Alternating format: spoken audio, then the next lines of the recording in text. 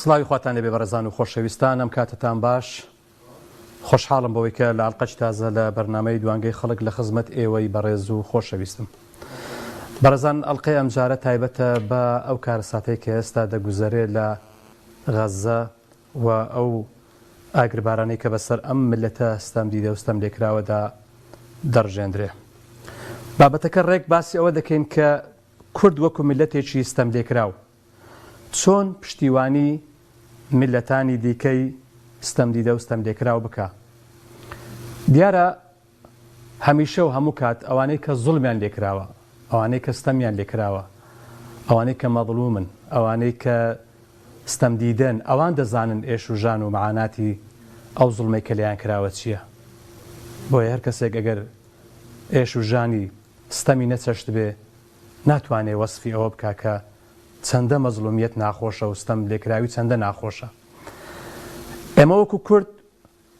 سەدەیەک زیاترە دەچەوسێندرێنەوە. فەڵەستینیش ئەگەر سەیرکەین لە ساڵی 1997 لە یەکەم مؤتەمەری سەهیۆنیەت لەو کاتەوە دەستی پێکردووە و تا دەگاتە 48 و تا 73 و تا ئێرەی لەگەڵدا بێ هەموو ساڵێک بەردەوام شەڕ بووە و هەموو کات شەڕی خاک بووە، شەڕی بەتایبەتیش ئەوەی کە زۆر زۆر گرنگە خەڵکێک پێی وایە ئەم شەڕە شەڕی نەتەوەیە و یاخود شتێکی ترێ، بەڵام ئەم شەڕە شەڕی دینە. بەهەرحاڵ من لێرە نایم باسی ئەو بابەتە بکەم، بەڵام ئەوەی کە من گرنگە و زۆر دەمەوێت تەرکیزی دەسەر بکەم ئەوەیە کە ئێمە ملەتێکی ستەم دیدە و ستەم لێکراوین. چۆن بە چ شێوەیەک هەوڵ دەین کە هەر هیچ نەبێ دڵمان لەگەڵ کەسانێک بی کە زوڵمیان لێ دەکرێت. جا ئەو کەسە چێ بێ؟ هەر کەسێ بێ، هەر ئاینێکی هەبێ، هەر نەتەوەیەکی هەبێ. بۆیە لە دنیای ئێستادا بە تایبەتی خەڵکانێک بە میزاج، ینی چۆن دەڵێ بەعاتیفە خەڵکێک بە میزاج حکم دەکات. ئێمە لە ئێستادا دەبینین شارێک وێران دەکرێ، قەتڵ و عام دەکرێ، هیچ دەست ناپارێزرێ لە مناڵ، لە پیر، لە ژن، لە گەورە، لە بچووک، لە نەخۆش، لە هەرچی شوێنێکەیە قەتڵ و عامێکە و جینۆسایدێک دەکرێ. وڵاتانی زلهێز دەبینین لە ئەمریکا و ئەوروپا و زۆر لە وڵاتی تر پشتیوانی لە زوڵم دەکەن. وڵاتانی عەرەبی ملەتەکانیان دەکوڵێن و سەرکردەکانیش خەوتوو ناگایان لە هیچ نییە لەبەرەوەی داردەستی ئیسرائیل و ناتوانن هیچ شتێ بکەن بەبێ ئەوان. دەبینین ئەوەی کە دوورە تەنها دوعای بەدەستەوەی و تەنها ئەوەیە کە غەمبار بێ، بەڵام دەبینین لە هەمان کاتە خەڵکانێک خۆی بە موسڵمان دەزانێ و خۆی بە ستەم دیدە دەزانێ کەچی دڵێ جا ئۆکەی مشکلێ منە، یان ئیوا هەیە دەڵێ کاکە بابیان کوژن، یان ئەوان تاوانبارن، یان ئەوان ئاوا. ئێمە کاتێک کە زوڵممان لێ دەکرا و کاتێک کە دەچەوسێنراینەوە لە حکومەتەیەک دوایەکانی عێراق، ئەگەر ڕۆژێک لە ڕۆژان پێشمەرگە هێرشی بکردا بایە سەر مەقەڕێکی حزبی بەعس و یان شوێنێک، ئایا پێشمەرگە تاوانبار بۆ کات؟ ئایا ئەو کات سەرکردایەتی کورد ئەگەر هەر هێزێک لە دنیا دەستی هاوکاری بۆ درێژ بکردابانە قبولیان نەدەکرد؟ بۆیە بابزانین ئایا ئێمە چۆن و بە چ شێوەیەک هاوسۆزی یاخود پشتیوانی بۆ ملەتانی ستەم دیدە بکەین. کاک سیامەند فەرموو بە قوربان لە هەولێر. الو السلام عليكم. عليكم السلام ورحمة الله وبركاته. دەستخۆشی بەرنامەکە لێ دەکەم. سپاس بۆ بەڕێزت کاک سیامەند. بەڕاستی تەوەرەشی زۆر زۆر جوان هەربژار، تەوەرەشی زۆر زۆر جانت بەڕاستی برژاند. سپاس بە قوربان. دەستخۆشی لێ دەکەم. بەڕاستی ئێستا من وەکو کاسبکارێک ناو شادی هەولێر، ئێستا باوی ئەو مناقەشەیە ئەو خەڵکەی دادەنێشێت لە قوتابخانەکان، لە پارکەکان، لە گوێیەکان، ئەو دەرێ مستحقی ئەو دەرێ کاکە بابە ئەوسانە غەڵەتە، ئەمە گەخۆمە بە ئینسانی موسڵمان بەڕاستی لە بۆ دانی دەوڵەتەشەوها دانی زوڵمی لێ دەکرێت. فەرمو دوێنێ شەوێ لە نەخۆشخانەیەدا بە هەزاران خەڵکی فەقیر و اختیار و طبعا ئەگەر متابعەت کردیت جەنابەت خەڵکانێکی زۆر لە سەرڕێی موبایل ڕاوەستانی کە موبایلەکان عەنکەنەوە زیاتر بە 300 کەس لەوانە هەمیان بەڕاستی یعنی کەسێنی بەر ئەو بمبارانەی. بەڵام من دەستکارم هەیە لە جەنابەت بەڕاستی لە ڕێی کەناڵەکەی ئێوە، ئەم نازانم ئەو دەوڵەتە حەرەجانە لەچێت باشە ئەوم دەوڵەتە حەرەجانە هەنایەکەشە نایەتە سەخت تەعەڵە وڵاتێ بکە. ئەو ڕۆسەرۆکی ئەمریکا کە سەرۆکەشی بەتابری زاڵمە تابری دیکتاتۆرە زوڵم لە ئیسلام بکرێ ئەو لەگەر ئەو چیکایە فقط. بەڵام دەوڵەتێکی عەرەبی نەگێت بێتن سەردانی فەڵەستین کاتن يعني ئەوە تێبڕاستی وەکو عەرزی عەسەبات پیشاندنیا و تێبرێ من لەگەڵ والله باس کاک سامد باس سەردانیان نەکەن بەس دەرگاکانیان لێدا نەخەن دەرگای دەریا و دەرگای زەوی و ئاسمانی لێدا خستون هەر بەخۆیان عەرەبەکان باوەڕ بکە ئێستا بەس سعودیا نفتی بگرتەوە ئەمریکا لە جخۆ ئیفلاسەکە بەس نفتەکەی بگرتەوە سعودیا بەڵام ئەمە وەکو ملەتی کورد بەڕاستی زۆر کەس جێ لێ دەبێت دەرێ وەڵا کاتی خۆی گوتی تێلەباتی چیمیا بارانی نازم گوڵ بارانی چیمیا بارانی پێداکە فەڕەنسی کاکە ڕاست فڕێ کراوە موسڵمانە هیچ کاتێک بەڕاستی مەنابی دڵمان بۆی خۆش بکە ئەو خەدرا لە موسڵمانان دەکرێت ئەو زوڵمە گەورە لە موسڵمانان دەکرێت بەڕاستی ئەگەر هیچمان پێ نەکرێت بەدەست بەڵام دەبی بەدڵ لەگەریان بی باقی بە قەنەعاتی خۆم هەست بۆی بکاتن پێی خۆش بکە ئیسرائیل کە جوولەکە کە زوڵم لە ئیسلام دەکاتن دری پێ خۆش بی باوەڕ دەکەی لەو دنیادا خۆی گەورە مەعاسبێت ئەو خۆش بینێ بەڕاستی دەستەکانت خۆش زۆر سپاس دەستخۆشی بەرنامەکە لێ دەکەم و دووادارم تەمەندرێژ سپاس بە قوربان سپاس گیانەکەم کاک محمود لە پیرەمەگرون کاک محمود سڵاوی خوا دەبێم کاتت باش سلام علیکم السلام ورحمة الله هەموو کاتێک باش و دەستخۆشی بەرنامەکە لێ یەکەم بەڕاستی کاک محمود ئێمە ملەتێکی ستەمدیدە و ستەم لێکراوین چۆن بتوانین ئێمە یعنی چۆن دەڵێ هەر هیچ نەبێ بە دوعایەک لەگەڵ ئەو گەل و میلەتانە بین کە زوڵمیان لێ دەکرێت کە ستەمدیدەن وەکو ئێمە وەڵی خۆمان ستەمدیدەین بەداخەوە ینی ئێمە گەلێکی چەوسا و پارچەوکی ماباران کراوین ئەمسال کراوین بەڕاستی ینی زۆر مەینەتیمان بینەوە حەقا بەزەیمان بە گەلانی ترا بێتەوە کە وەکو خۆمانیان لاتەوە بە تایبەتی ڕاستی یعنی من زۆرم بە سەیرم پێدێ کە من خۆم مەینەتی و ئازارێکم چێرش بێ بەرامبەرەکەم بە هەمان شێوەی من ئازار و مەینەتی چێرش بێ بەڵام من لەبەر خاتری کەسنا لەبەر ئەوە نەعارەبە لەبەرەوە نا یعنی لەبەر هیچ شتێکی نا لەبەر خاتی خۆی گەورە و لەبەر خاتری ئەوەی کە مسڵمانە و لەبەر خاتی وەکی هاودیرمانە بەڕاستی ئەبێ ئێمە زۆر زۆر هەڵوێستمان جیاواتر بێ لە گەلانی تیکە ترمان بینیەوە بەڕاستی داوا لە برایان لە کۆمەڵ لە ئیسلامیەکانەکەم بەڕاستی بێ هەڵوێز نەبن یعنی بەڵێ دەبێ بەڕاستی ئەگەر پێویست بکە ژیانی خۆشمانی بۆ بەخەتکەین ئەگەر بچین بۆ وێر بەڕاستی من هێشتا بەکەمی ئەزانم دەست خۆش کاک محەممەد جان دەست خۆش بە قوربان یعنی ئەم بەس ئەمانە هیچ نییە بەس تەنها قسەکردن هیچ نییە یعنی ئێمە حەقوان بەڵێ یعنی بە هەموو شێوازێک کۆمەچی گەلی مەینەتیمان بینیوە ئازارمان بینیوە ئێشمان بینیوە یعنی ئێمە مسڵمانین ئێمە دووادار بەڵێ کاک محەممەد جان کاک محەممەد جان سپاس دەکەم کاک محەممەد کاتم زۆر پێدای گیانەکەم دەستەکانت خۆش بێ سپاس کاک محەممەد جان کاک باوکی محەممەد لە هەولێر سڵاوی خوات دەبێم کاتت باش گیانەکەم السلام علیکم وعلیکم السلام ورحمة الله دەستخۆشی لێ دەکەم کاکێ سپاس بە قوربان دەستەکانت خۆش بێ سەبارەت بەوەی کەوا دەرەی ملەتی کورد ملەتێکی ستەم لێکراوە ئەوەی کەستەمەی لێ کردیان خۆیتی ئەحزابەکانە ناو خۆیان کوردەکان ناو خۆیان ستەم لێک دەکەن نا کاک باوکی محەممەد بامە واقعی بینی مەسەدەیە کە دەچەوسێندرینەوە پارچە کراوین لەلایەن هەر چوار وڵاتی دەوروبەر دەچەوسێندرینەوە بابەتی مەسلەی خۆ بە خۆی و خۆخۆری ئەوە بابەتێکی ترە حەق و حقوقی خۆت پێدرایە بەڵام کەسانێک کە چیمیا باریانیان کردی و بە ناوی يعني بحث زۆرەگی بی قەتڵ عیبیان کردی ئەو هەموو دەستە ناو خۆیەکانی لە پشت بووە ها دەستی ناو خۆیی لە پشت بووە ئەو شتانت پێکرا یعنی ئەگەر ئەوانزارێک زوڵمیان کردبی پێم وایە میلەتەکەی خود زوڵمەکەی زۆر لەوان زیاتر بۆ چونکە هاوکاری زاڵمەکان بووە ئەو شتێکی واقعیە با بزانم زۆر کەسیش ئەوە دەزانی خەبیزات سیاسەکان با زۆر نەچینە سەر ئەو بابەتە من پێم وانە کەس بۆندەی کورد زوڵمی لە خۆی کردی وەکو خەڵکی کە زوڵمی لە کردی سەبارەت بە غەزا ئەوەی لەلای من زۆر تعجب مامۆستا سەباح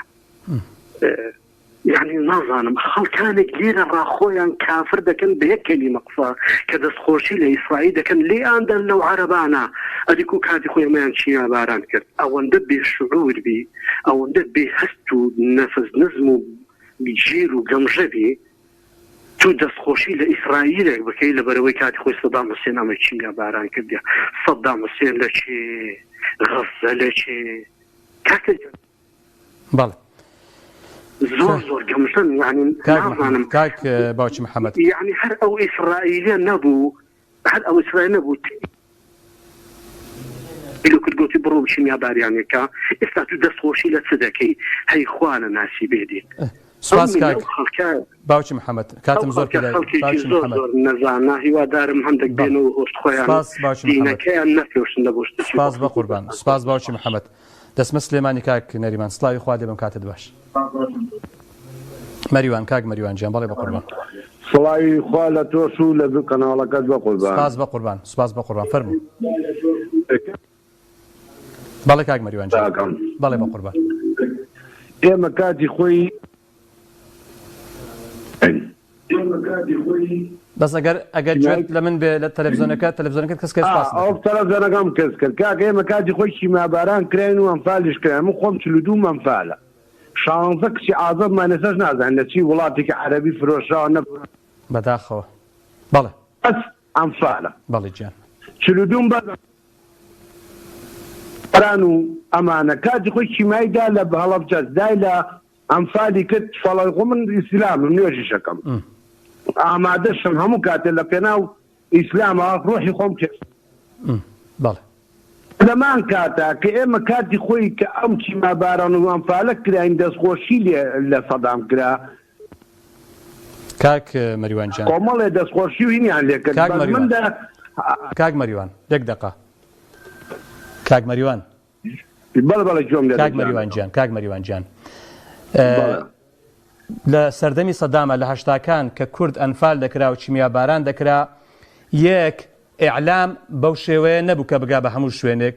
دوو ئەو سەرکردە عەرەبانەی کە ئێستا هەن و ئەوانی کە لە پێشەوان بوون ئەوانەی کە ئێستا ڕێگرن لە هاوکاری بۆ غەزە ئەوانەی کە دیفاع لە براکانی خۆیان ناکەن هەر هەمان شێوەی ئەو سەرکردانە بوون کە کاتی خۆشی دەستخۆشیان لە سەدام کردووە گەل هیچ تاوانێکی نییە ئەگەر ئێستا سەرکردایەتی سیاسی کورد زوڵمێک بک من و تۆ تاوانمان نییە لەبەرەوەی هیچ دەسەڵاتێکمان نییە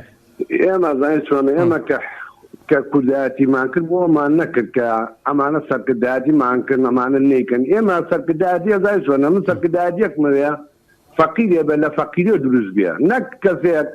تا دوێنێ هاتەتە سەر حکم و ئێمە خوێنمان ڕستۆ ئێمە ڕەنجمانیە ئێمە تەسحێمانیەوە ئەو داهات و پارێ وڵاتە بە من خۆم برای لە دیزمەترا کرێکی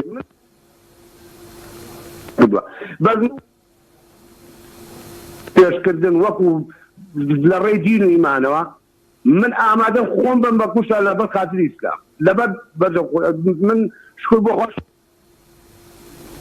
کردووە و کۆمەڵە شتم تەرە کردووە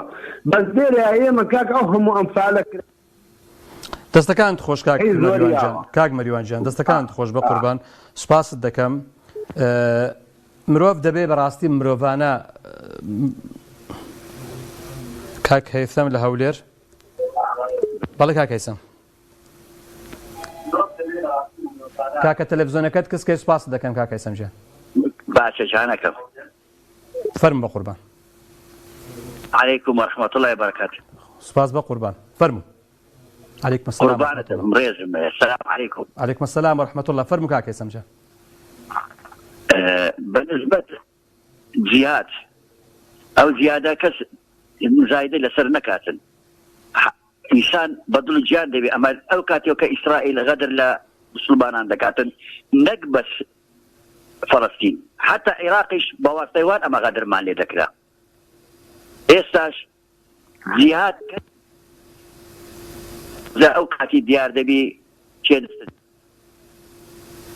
بەس ئەوە نییە بچێ ناو شەڕێ ئێستا ئەمە ناو خۆمان ناو هەولێرێ دەبێ ئەمە لێرە جیاد دەست پێ بکەین ئەوچە لە بۆ فەڵەستین بچین لە بۆ قودس بچین لە بۆ ئەقسای بچین لە بۆ ئەو حەقەی بچین کە وەرگین ئەو حەقەی لە خۆمان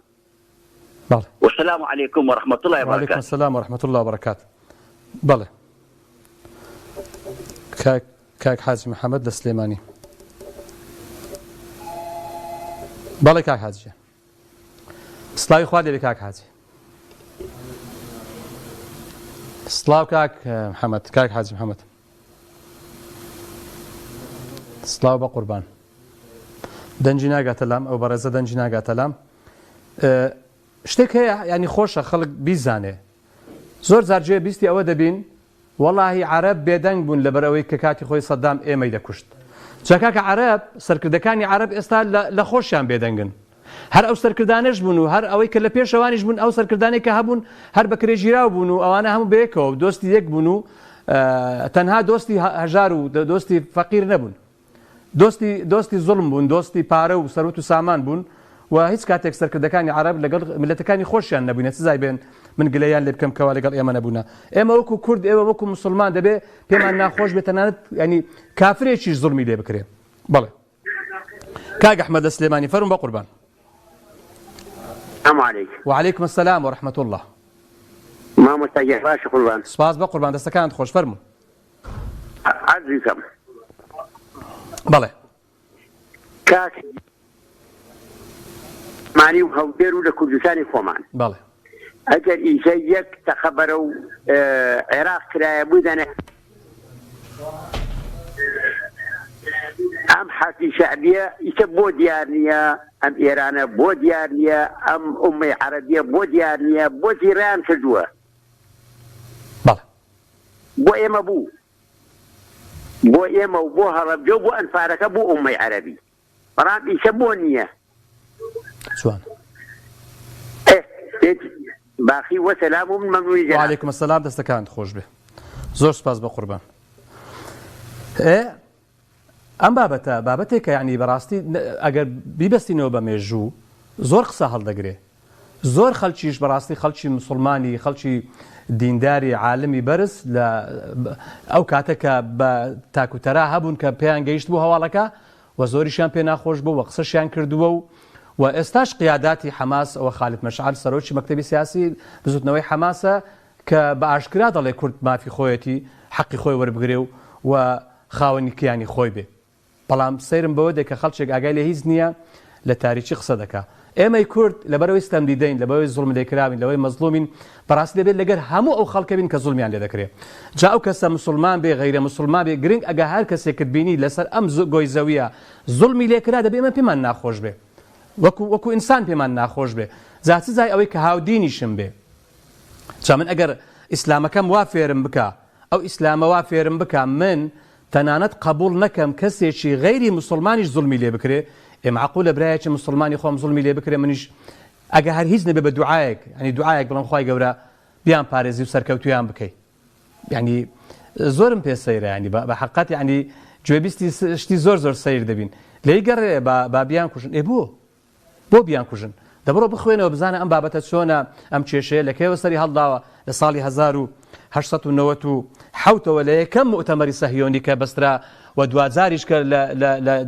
ئەم دابشکاریە و ئەم بەڵێ کاک عەبدوڕەحمان لە هەولێرەوە بەڵێ کاک عەبدوڕەحمان الو بەڵێ بە قوربان السلام عليكم. وعليكم السلام ورحمة الله. أستاذ أنور زاري تشتكي أو اتصالات هم يعني قطع ده من خلال زور عندك يعني قصر ده من رصدكان ما بصك زوان ناقات جوان سكت تواو إن شاء الله وخلال أو برادر محترمة أو برادر بالرياضة دونيش طبعا أو وضعا شريحل أو كشتش خوي فرمو ومقنع يجبوها تا حد شيء على كل أو ترى صار بكري باشا تجيب تيودي كاران كتليفون ده كان يعني ده أنا ما بس لخويهم بغينين ما بس لكش ناقة جملة كان بتصري دين جوان أو ملاحظة أقداري بن أو زبابين بلى أستاذ أنور أوي ديوي نيشن ضابطة قاعد مايلز كوبلاند نوسيتي بعربي ترجمة خي لعبة الأمم The Games of Nations أو جا لود الرمن دفتوا يك أغنية لو دولتان بيت سر كرسي أجر سر بماسونية نبي أو مليون زارة من أوصي دوبارة دكموا نية مستحيلة أجر ملكتيا النبي دروج سر كرسي نامني احتمال سر مالي شي تبتشي آمنا سر كردا عربكان يعني غير عربكان يصد مليون عربكان لە چ شارێکی دیتم مزاهرە کرا تأیید لە بۆ کورد و کوردستان من ئەوەی ناڵن ئەوانەی کە دەڵێن مستحقە نامستحقە وسەدەوەڕت فعلا بڕواتە بێ لە قرارەتی نفسی خۆی لە لحظة الانفعال ئەو قسەی دەکات دەنائی دڵی نییە ئەمن وەلو محامی کەس نیمە بس وای دەخینەوە ئەوە لحظة الانفعال خیمیای بەبیر دێتەوە ئەنفالی بەبیر دێتەوە برا بابی کوژرایە دەربەدەر کرایە ئەو برای نازدارە محتەرمە کاک مەریوان کە فەرمووی ئەم لە چێن خۆ ئەمن زۆر شت دەزانم دڵم نایە شعوری ئەو نازدارەی بریندار کەم سەدانی وەچویش و ئیلا کشتی زۆر سەیر و سەمەرە هەیە کەسەش نەسا لەسەرمان نەهاتە جواب لە سەحرای ڕەمادی ئوستاد تقريبا چەندین هزار ئافرەتی کوردی بەڕێزی محتەرەمی داوین پاک دەیانگوت ليش ما تروحون تستنقلكم وحدة ما تستنقلكم وحدة يعني برون هل بجيرن أستاذي برز أو هيك دلي مستحق والله هبي لنا خوانيا بلام كد أو مشهد أنا يديتوا بير لحيفان هر أوندي لدزدي سكان بكرا أو ده بعدين طبعا بله يعني بس هو واقعة بس مشكلة لشيء أستاذي برز الهيزة وبشتوين لك يعني بايدن سروتشي قورترين دولة عالم دلي تسببت به جهة أخرى بس جهة أخرى لو تحديدنا كي جملة شرمزار كرانة تسببت به جهة أخرى لقوت مساي أو كيف كان أو دارت سدلين إنكم لستم بمفردكم يوم تنهانين وأنا فخور بكم من شانازيتان تيغدكم أول شيء بايدن الأخرى إنكم لستم بمفردكم وأنا فخور فرعة جايب متحدث وتبيش بناوي الجيش الإسرائيلي دلي جهادي إسلامي بو كتيب بايدن دلي حماس بو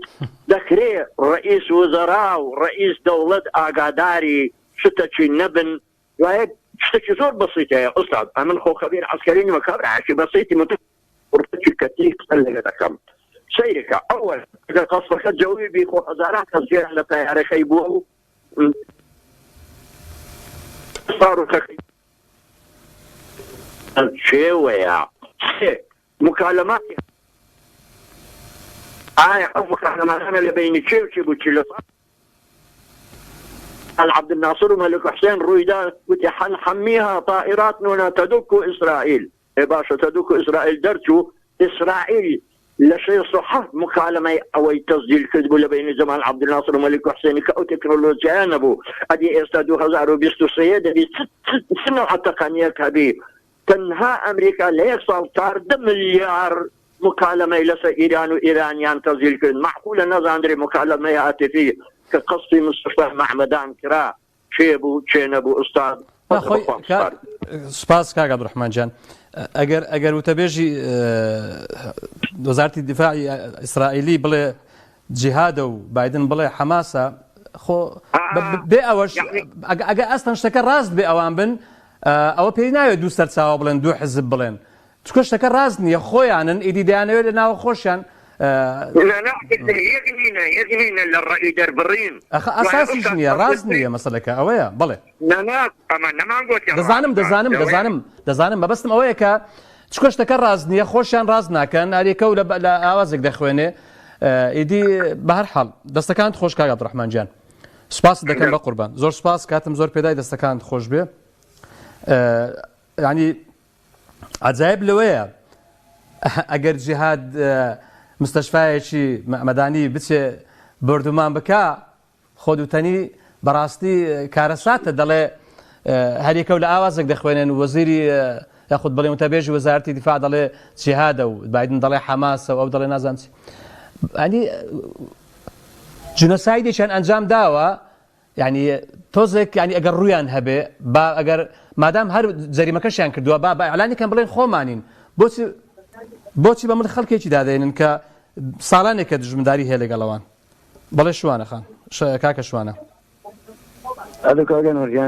سڵاو کاکە شوانە گیان سڵاو بە قوربان ئەوەی موسڵمان ئەمەی پێ ناخۆش نەبێ گومان لە موسڵمانبوونی خۆی بکە تۆ مناڵێکی ساوا ئەبینیت یعنی لەژێر دار و پەردووە بێت تاوانێکی هەبێ پێگەی ئێمە باواز لە سەرکردە عەرەبەکان دێنێ براکەم ئێمە حکومەتی ئەم حکومەتە عەرەبیانە گەر ئیسرائیل نەبنەمیانە ئەمرن لە برسا پێگەی ئەمانە هەمان پیاوی ئیسرائیلن ئەمانە هەمان پیاوی جوولەکەن یعنی عیبە ئێمە کوردینە ئەمە عەرەبە ئێمە هەمومان موسڵمانین زوڵم هەر زوڵمە ئەگەر لە موسڵمان بێ لە جوولەکە بێ لە کافرە بێت وڵی زوڵمە ئەوە حەقەتەکەیە تێگەی ئەسێ تۆ دیقەتی یەکشت من چی ناڕەحەتی کردوم ئێمە جەرگمان ژانەکە لێرە وەکو خۆم وەکو موسڵمانێکە ئەو مەشەدانە بینم لە فەڵەستینە کە ئەگوزەرێ بەس ئەوەش ئازارمەدا ئێمە لە کوردستانە ئەردۆغان بە ناوی موسڵمان بوونەوە چەند ساڵە تۆپ و ئاگر ئەبارێنێ بەسەر هەموو ملەتی کوردە من و تۆ بە مسڵمان هەر زوڵمە ئەمە زوڵمە نابێت ئەمە بڵێ نابێ ئینکاری بکەین ئەبێ زوڵمە هەر زوڵمە تۆ یەک کەسێکی وەک مەدەنی وەکو منەکەی بە ئەهداف تۆ سەی کابرایەکی مسافیر لە سارەیە کەسێ من وەکو خۆم ناتوانم بچمە دەرەوەی سلێمانی تێبگە لە من ئێمە بێ هەڵدەستەکە ئاوا قسە بکەین ئێمە چۆن ئاوا جەرگمان شانەکە بۆ ئەوان وەکو موسڵمان ئەبێ ئاواش بۆ نمونە ئاواش ئیدانەی ئەردۆغان بکەین کە ئەوش هەر بەناوی موسڵمانەوە دیفاع هەر لە فەڵەستینەکە ئیدانەی جوولەکەکە بێ ئێمەش ئیدانەی ئەوگن ئەمە بینەوە بەڕووی خۆیانە بابە دەوڵەتی عەرەبی من کەسیان نابان ئەوە شتێک ناتوانانی بڵێ موسڵمان تۆ دیقەتی یەکشت بە دوێنە شەو لە مدەی 10 دقا 500 نەفەر شەهید دەبێ یەکیان جورئەتی هەر گوشارێکی ئەوە بەخۆتن بۆ نمونە موادی خەستەخانە سەحیان بۆ بچێتە ناوەوە بەس من ئەو ناڵم داوا لە خەڵکەکەم یعنی دەوڵەتی عەرەبی ئەوە باسی دەوڵەتی عەرەبی مەکە هەر هەمیان جوولەکەن وەڵی زوڵم هەڵ زوڵمە هەر کەسێ هەر شێوازێت بەمە دڵی ڕانەسڵەکێ گومان لە موسڵمان بوونی زۆر سپاش کاکەشوانە دەستەکان خۆش زوڵم هەر زوڵمە لە هەر کەس بکرێ و هەر کەس بیکە بەڵ لە چەمچەماڵ کاک محەممەد سڵاوی خوا دەبێم کاتت باش سڵاوی خوا لە جەناب و لەو گرە بەڕێزانە سپاس بە قوربان دەستەکان خۆش بێ برا بەڕێزەکە مامۆستایانی ئاینی کوردستان بەڵێ فتوایان داوە کە هەر ئینسانێک تەداخلی ئەو وەزع بکە جیهادە وایە چۆن کە بچێ بۆ ئەو شەڕە جیهادە وایە ئاگام لێ نییە لەو بابەتە نازانم بابا گوێنە بوو خۆمە تەلەڤیزیۆن دەیتم مەلا فتوایدا باشە ئەو مەلانە ڕاستەکە من یەکەم کەس بنووسن لە پێش هەموو عالەمەوە کێ خۆی بە ئیسلامە زانێ من ناچم بۆ حیزب شەڕ بکەم زۆر ما کرد سیوێک ساڵ بۆ ئەم خاکە شەڕما کرد ئەوەتانی ئێستا دیلارێکی گیرفانمانان نییە بۆ ئەمە نایکەم ئەمەیان بۆ خوا ئەیکەین ئەمەیان بۆ خوا ئەچین کێ موسڵمانی ڕاستەقینەیە یەکەم کەس ناو خۆم و باو باتیرم ئەڵێم یەکەم کەس لەبەر خاتی خواتم کۆمەڵە خەڵەکەی لەبەر عەرەب و عروب و نازار چێوانە من مسلمانم من بەحتی مسلمانەتیەکە من بەحتی عەرەب و کورد و ئەوانە ناکەم لەو دنیا چێڵێمە عەرەبە ئەوە کوردە ئەوەی تیان نییە ئەوەی مسلمانی ڕاستەقینە بێ و سوێرکەوتووی پێغەمبەر سەڵاو وسەلەم بێ ئەوە لەو دنیا دیارە من ئامادەم 10 نەفەر 5 نەفەر 20 نەفەر بکەنە دەکەم بە وعدی خوا بەیانی ئامادەم بکەم بە عەیانە بەس کۆمەڵە شت هەیە خەڵک بە ناوەی ئیسلامەوە چاواشەکاریەکەن یا عەرەبە عروبە تعداد دەما کردووە ئەوە لای خوا دیارە ئەمەش من ئامادەی تایە ئەوە ڕقەم موبایلەکەمە چێش هەیە ئەم گەێنێتە ئەیانە بە وعدی خوا بچم 30 ساڵ پێشبەگاتیم کرد 3 ساڵ بریندار بووم بۆ ئەمانە کوچیای بۆمان کرد بۆ ئەم سەرکردانە هیچیان بۆمان نەکرد هەچم لە پێناوی خوایە بەڵکۆمە خوای نەیەمەوە ئەوە لە پێناوی خوایە یاکەم بەو خەڵکە دێ بەحتی عەرەب و عروبەکە ئەگەر بەحتی موسڵمانەتیەکە شتێکی تەیە بەڵێ دەستەکانت خۆش کاک محەممەد جان دەستەکانت خۆش بە قوربان زۆر سوپاس کاک محەممەد کاک جەلال لە هەڵەبجە کاک جەلال گیان سڵاوی خوارد لێبێ ئەم کاتت باش کە لە هەڵەبجەی شەهیدەوە نازانم لە هەڵەبجەی تازەیە شەهیدە کامیانە بەڵێ پەیوەندەکەی قەتع بوو کاک زەلال. بە حەقەت یعنی مەسەلەی مرۆڤ دەبێ هەمیشە دڵی ژان بکات بۆ هەر کەسێک لە هەر شوێنێک زوڵمی لێ بکرێ مسلمان دەبێت پێی ناخۆش بێ. دەبەرەوەی بە حەقەت یعنی کارەساتێکی زۆر گەورەیە تۆ هەمیشە ملەتێکی زوڵم لێکراوبی بەڵام دەبینین ئامادەی تیانە بێت تەنها بە دوعایەکیش بۆ خەڵکی مەزلوم. بەڵێ کاک پۆڵە. سڵاوی خوا لە تۆ لە بینەرەکان لە کارمەندەکان بەڕێز دەجاتیاوانی سوپاس بە قوربان دەستەکانت خۆش بێ. بەڕێزی تەوەرەکەت هەستیارە سەرەتا دەستخۆشی لە مامۆستای بەڕێز مامۆستا عەبدوڕەحمان دەکەم. شیکردنەوەکانی زۆر جوان بوون دەستخۆشی لێ دەکەم. کاگەنوەر ئێستا پێوەرەکان هەمووی سێواوە پێوەرەکان. پێوەرە ئاینی ڕاستەقینەکان سێواوە. پێوەرە نەتەوەیەکان سێواوە سەرلێ سێواویەک هەیە. بەڵام ئێمە وەکو موسڵمان با پێناسەی موسڵمان لە زاری پێغەمبەری خۆشەویستەوە ببیستین. درودی خوای لەسەر بێ فەرموویەتی المسلم من سلم المسلمون من لسانه ويده. کەواتە کە سەم لە کورد دەکرێت ئەوانەی پشتیوانی لە سەمکار دەکەن ئەوان موسڵمان نین. تورک بێ عەرەب بێ فارس بێ فێر لە خۆکردن نابی بکرێت بە تەواشەکاری ناکرێت بە سەنز و عاتیفەت ناکرێت. ئەوە دەقی پێناسەی پێغەمبەرە. مسلمان ئەو کەسەیە لە دەست و زمانی پارێزراوی. ئەوانەی وڵاتی مەداگیر دەکەن خاتمە وێران دەکەن ئەوانە مسلمانین با خۆمان لەگەڵەوان نەبەستینەوە. خاڵێکی تر ملەتی کورد بە درێژایی مێژوو سەلماندوویەتی دەستێژی کار نییە ئاستی خوازە هەزاران بەڵگەسەیە. ئێمە لە کاتێکدا نەک دژی ستەمی ئیسرائیلیەکانین بگرێت دژی ستەمکارانین لە هەموو شوێنێکی دنیا. چونکە خوای گەورە بە پێغەمبەری فەرمووە وما أرسلناك إلا رحمة للعالمين. جوانە رحمت واتە ئاشتی واتە دادپەروەری ناکرێ بەس دادپەروەری بۆ ملەتەکەی خۆم بوێ دان بە ملەتی دانێنێم ناکرێ عەرەب بچێڵکێنەوە بە ناوی ئیسلام ناکرێ خۆشیان بەوست ناکرێ تورکەکان ڕۆژانە گۆڵەکانی مسلمانم بکوژن خۆیان بە مسلمان دابنێن پاسەکانیش وا کەواتە ئەوانەی وا دەکەن مسلمان نین با تێ بگەین پێناسەکە بەڵگەکەی هی پێغەمبەرە درودی خوای لەسەر بێ با کەس فێڵمان لێ نەکا با کەس دەواتەمان نەکا. مرۆڤ وەکو مرۆڤ ئەگە دەروری تەندروست بێ دژی خوێن ڕشتنی چۆلەکەیە کە بەناعەت چۆلەکە کاکەنوەت نەک مرۆڤێک کە خوا خەڵقی کردووە کەواتە کەسەکان تێکەڵ کراون بەر لێ سێواوی هەیە ناڕەعاراستەیار هەیە کێن ئەوانەی ئاراستەی ملت بەرەو ڕاستی و بەرەو ڕێی خوا دەڕۆن. کاک پۆڵە کارەساتەکە لەکوێیە؟ کارەساتەکە ئەوەیە ئێمە تا ئێستا خەڵکێک ینی چۆن دەڵێ زاڵم و مەزلوم لێک ناکاتەوە. زاڵم هەر زاڵمە کورد بێ عەرەب بێ تورک بێ فارس بێ هەرچی بێ مەزلومیش مەزلومە هەر کەسێ بێ. تەواو تەرازوەکە لەکوێیە کاگەنوەر؟ تەرازوەکە بواری برات بدە. بەڵێ نمونەم هێناوە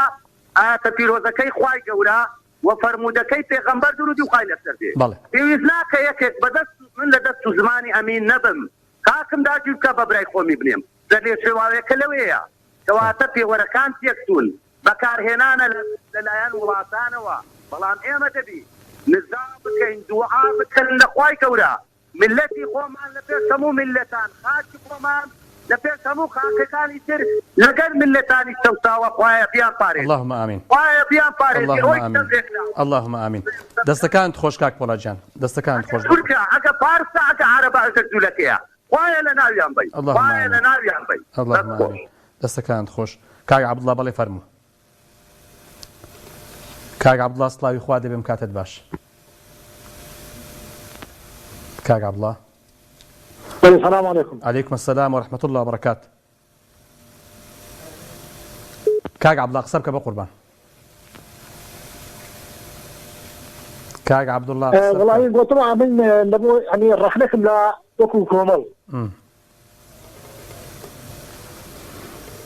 طلع عبد الله يعني دو يعني او خبشان انا قلت كذا كانوا اللي بو عزبه دو يعني ناكري كومل ويقرتو بيك ولا قبل دو بحرت شام يعني يعني نبات لبيش بارقاي کۆمەڵی بی لە پێش پارکەشی بی ینی ئەوە کە بتا خەرچی هەولێری نەگرتەی عزبەچی خۆستاندانەکە. بەڵێ وڵای جا ئەو بابەتە من ئاگادار نیمە چۆن ڕێکخراوە و چی کراوە و چی نەکراوە، ئایا تا چەند هەوڵ درراوە، ئایا بۆیان گونجاوە بۆیان نەگونجاوە، ئەوە بابەتێکی ترە من ئاگادار نیم لەو بابەتە بەڕاستی دەزانم کە ڕۆژی جمعە لێرە شتێکی وا هەیە. بەڵام دەکرێت ینی ئەو پەیام بگەین نەگەر دادەران ئێستا جیانێریدا کاتەکان دیاریکردیاندا بەڵام وا باشە ینی ئەوە پێدەن ینی بچ بچوو کراتەوە بچوو لە بۆ عزبەچی عزبەت شانانەکە بووتە مرچی عزبەچی ینی کای هەموو بەڵێ لە بۆ کۆمەڵی بەرام ئەوەشم پێ ناخۆش ئەو قسەی دەکەم نەوەی نوێ عرب بیاوێتن خۆ پیشاندانێک دەکاتن بەڵام ینی معقول نیە چەند سارە ئەوە کۆمەڵ عزبە لە نەوێری عزب ئەوە چ بینی بێتن ناو پارکەکی لە دێش ناو هەولێرێ لە پێش قەراتێ. بەڵێ بەڵێ کە عەبدوڵڵاجان دەستەکانت خۆش بێ، دەستەکانت خۆش بێ، سوپاس بە قوربان. بەڵێ کاک چێ؟ کاک هێمن لە هەڵەبجەی تازە شەهید کامەیە؟ سلام علیکم. عەلەیکم السلام وەرەحمەت الله وبەرەکات. قوربانم چاوەکەم دەستەکانە خۆش بێ بۆ ئەو بەرنامەیە و براتە. سپاس بە بەڕێزت، سپاس بە قوربان. قوربانە کاکەجان وەکو دەسەڵاتدارانی کورد داوا مەکە و چاوەڕوان مەکە ئەوانی جورئەتی ئەوە بکەن فەزلی مسلمانانی غەزە بدەن بەسەر جوولەکەکانە چونکە بۆ مێژوو شایەتی ئەوەیان بۆ دا و کەسانی هەیە کە لە ژیانە ماوە ئێستا لە ئەوروپایاڵێ لە حەفتاون و لە هەشتاکانە تۆپ و دەپا تارو تۆپ و چەک و ئەسلحان لە ئیسرائیلەوە هێناویانە ناویانە بە نەوتەکەی کەرکووکەوە ئەوە لەبەرەوە هیچ چاوەڕوانی ئەوە مەکە جورئەت و زاتی ئەوە بکەن وشەیەک لە دەمیان بێتە دەرەوە بەرامبەر بە بەڵێ وەکو گەل وەکو ملت ئێمە وەکو ملت چی بکەین بۆ نمونە لە حاڵەتیوە ئەگە زۆرینەی ڕەهاوەرگری باز بۆ خوا ئەبێ بڵین پێغەمبەرمان لە ناوانی صلی الله علیه وسلم ئەینا ئەوەندە شەرمەزارە بوو ئەی لەوە شەرمەزارتریشی بابە حەی عەلە الصەلا باشکرا بە کوردی شەڕی ئیسلام و کافرە جا خۆ وا دەڵێن خۆ جوولەکە خۆ سەرانی جوولەکە و ئەمریکا وا دەڵێن خۆ باسی شەڕی ئیسلام و کوفر دەکەین بەسەوە بەڵێ ڕەحمەت لێ بێ بەڵام من شێڵم چیەکەی لە خیرێت خۆ خیرێت کاکەی جان دوکمەیەک نییە دەستی پیانی وە کۆنتڕۆڵی تەلەڤیزۆنەکە بیگۆڕی و پاڵ ئەوسەکەی بۆ بەرزەوە عەزیزی من مەبەستێکی دێ ئەوەتە ئەو لەوێ وەکتۆ بەعاشکرا هاتووە سەگپەرستەکە ئەڵێ شەڕی کافر و ئیسلامە ئێمەش لێرە ئەڵێ چی ها